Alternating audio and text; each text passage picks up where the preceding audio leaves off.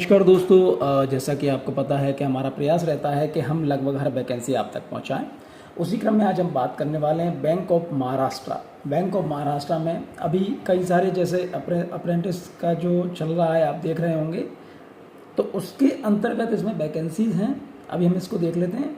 14/10/2024 से ये स्टार्ट है, यानी आज से, और कल से स्टार्ट हो गए, 24/10/2024 तक चलना, यानी ये 10 दिन का है।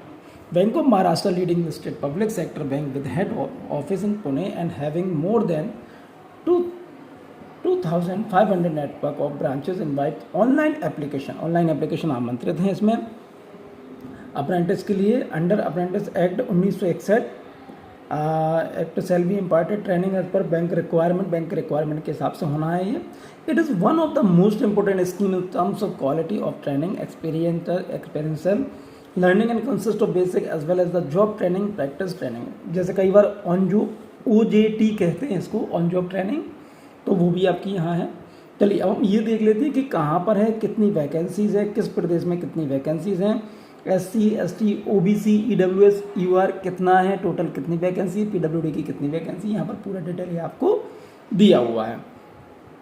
आंध्र प्रदेश एज 20 से 28 है सभी का, ठीक है। यहाँ पर पूरी वैकेंसीज दी हुई हैं, आप यहाँ पे देख सकते हैं कि कहाँ पर कितनी वैकेंसीज़ हैं। अभी मुझे जहाँ तक ज़्यादा लग रहा है सबसे ज़्यादा वैकेंसी हैं महाराष्ट्र में, ठीक है।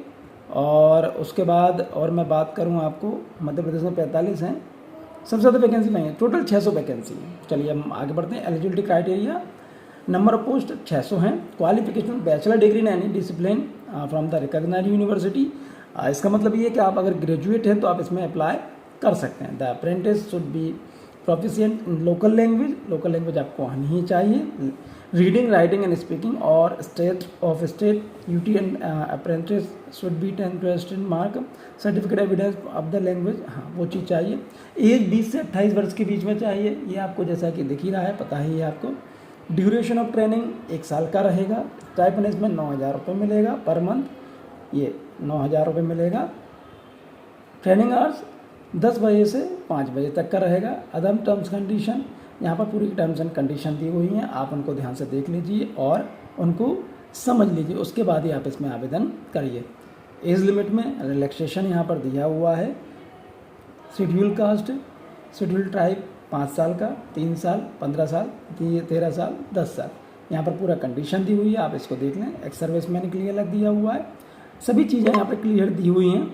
और जो कट ऑफ डेट है, जो एलिजिबिलिटी आपकी देखी जाएगी, वो है आपका 30/6/2024 के हिसाब से आपकी हर चीज़ देखी जाएगी। चलिए और हम देख लेते हैं और क्या मांगा गया है। और यहाँ पर पूरी चीज़ें हैं, जैसे 13 पेजेस का ये है, यहाँ पर पूरा PWS के लिए बताया गया है। नेशनल सिटीजन, भारतीय नागरिक होने चाहिए। कैटेगरी यहाँ पर पूरी दी हुई है, लिस्ट दी हुई। सिलेक्शन प्रोसीजर ये रहने वाला है। The candidate shall be required to register online application on bank website with 12th percentage diploma percentage merit list for engagement of apprentice will be prepared state wise in descending order. अच्छा, उसके हिसाब से होगा, आप देख लीजिए आपकी जो परसेंटेज के आधार पर हो सकता है। In case of any agreement of training, granting of certificate, contract apprenticeship training, आप यहाँ पर पूरी चीज़ें जो पढ़ी। हाउ टू अप्लाई कैसे करना है आपको। Before applying online candidate should scan their, यही स्कैन आपको फोटोग्राफी करना है, सिग्नेचर, लेफ्ट थंब इम्प्रेशन, ये पूरी चीज़ें करनी रहेंगी। उसके बाद आप इसमें अप्लाई कर सकते हैं। और application fees 150 + GST, SC ST के लिए 100 रुपये + GST, PWD नहीं, ठीक। ऑनलाइन मोड से ही आपको अप्लाई करना है। फोटोग्राफी में यहाँ पर पूरी कंडीशन दी है कि किस आधार पे आपको फॉर्म भरना है, फोटोग्राफी का इमेज वगैरह जो भी चीज़ें हैं, स्कैनिंग फोटोग्राफ, सिग्नेचर। और एप्लीकेशन प्रोसीजर यहाँ दिया हुआ है। Candidate to are advise to go to bank website पे जाना है, क्लिक करियर पे जाना है, करंट ओपनिंग पे जाना है, टू ओपन लिंक, ये लिंक ओपन हो जाएगी, and click option apply online which will be open a new screen. बस उसके बाद आपको इसमें अप्लाई कर देना, ठीक है। और मुझे लगता है कि ये पूरी चीज़ें पढ़ने के बाद ही आप अप्लाई करना।